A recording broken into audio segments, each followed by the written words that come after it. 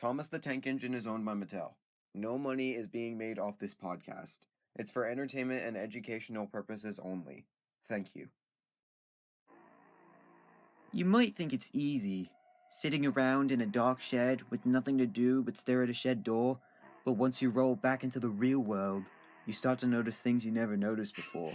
With no one around, it's easy to notice ghosts floating around, and the only one by your side in that moment is Jesus Christ. And to be honest, he's all you really need. I'm Percy the Green Engine, and this is the Specters of Sodor.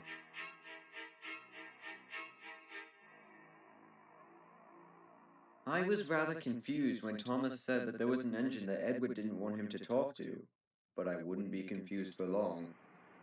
Edward, were there more engines on the railway before we came? Yes, there was one engine. You told Thomas to stay away from an engine. Yes. Can you tell us about her? Please? Very well. Nikki was a quiet little engine. Her job was to maintain the rails and make sure they were in good working order, like Rusty on the Skarloey Railway. She never wanted attention. All she wanted in life was to do her job. And she did. The rails were smooth as ice. I never felt one bump. Until one day, when... Edward paused dramatically, and then he closed his eyes and recounted an event from May 1920. This story takes place back in a time when Thomas and Edward were helping to build the railway. Edward managed the express services to Vicarstown, and Thomas spent most of his time shunting trucks around the yard. However, there was one other engine that Edward never told us about. She was a rather dirty little engine. She was rather small, but she never spoke once. In fact, I think she was the opposite of Thomas, who was rather loudmouthed. One day, Edward pulled into Crosby Station with the express, and he saw the other engine at the platform. Edward didn't say anything.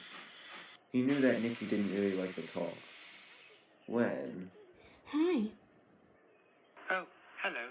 How are you? Alright, I guess. Look, I'm sorry I've always ignored you. It's just, I don't want others to worry about me. And I know if I speak up, I'm just adding problems to other people's days. All I want is to do in life is help others. I see. Well, tell me this. Sometimes you yourself need something you can't give to yourself. What do you do then? Look, sometimes you need to speak up. Don't act like what you say doesn't matter. Everyone's voice deserves to be heard. And some people in engines would enjoy helping you. Like you enjoy helping to keep these tracks safe. By the way, you've done a fantastic job. I can't remember the last time I felt a bump in the rails. Thank you. I'll remember that. Oh, here comes the new load of rails and sleepers. We might make it to Tidmouth. For those of you who don't know, rails and sleepers are the two main parts to assemble a railway track.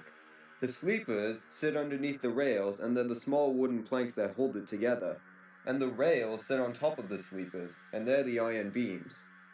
They were being delivered by an engine on loan from the other railway. However, this engine was new to Sodor and didn't know his way around, and he was heading for trouble. Suddenly, Nikki looked ahead. She noticed that the Crosby Bridge was starting to swing from side to side. Wait, the bridge! It looks wonky. You're right. The supports, they're falling apart. That engine's going to fall if it doesn't stop. Quickly! Cut my couplings! Be careful. According to Edward, without thinking, Nikki raced towards the bridge as fast as she could. If she didn't stop the engine in time, the engine would surely break the bridge completely and would go plunging into a small pit below. Stop! The bridge is going down! Run! It's going to collapse! It's going to fall! God made a miracle happen. The engine saw Nikki and then noticed the bridge. Oh my! Both engines shut their eyes and put on their brakes, trying everything in their power to stop. However, only one stopped.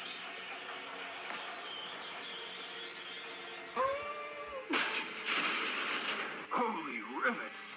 Thank you for stopping.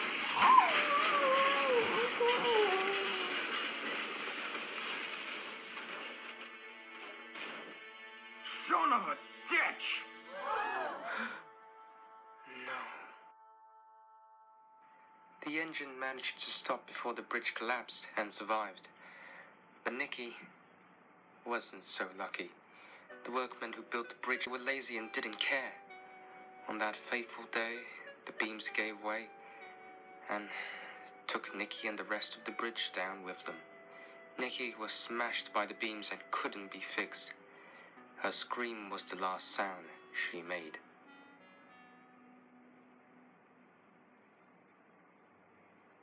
Hold up. Percy? How did you know about that? What? Thomas, what are you talking about?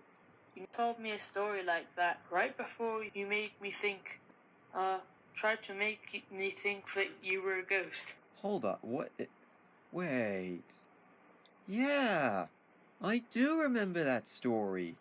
Only there's one line missing. And every year on the date of the accident, it runs again as a warning to others, plunging into the gap, shrieking like a lost soul. What happened to that part? I think I was the one who told you, Percy. When Halloween rolled around, you told me you wanted a story to tell Thomas. I told you an alternate version of the story. I didn't think you would ever, well, have to know. I shouldn't have lied to you. I'm sorry. I wasn't ready. Nobody's ready for everything. At least not right away. I know from experience. You're not alone in this case. I've never heard you say that, Thomas. I'll always be here for you, Edward. We all will. Thank you, Thomas.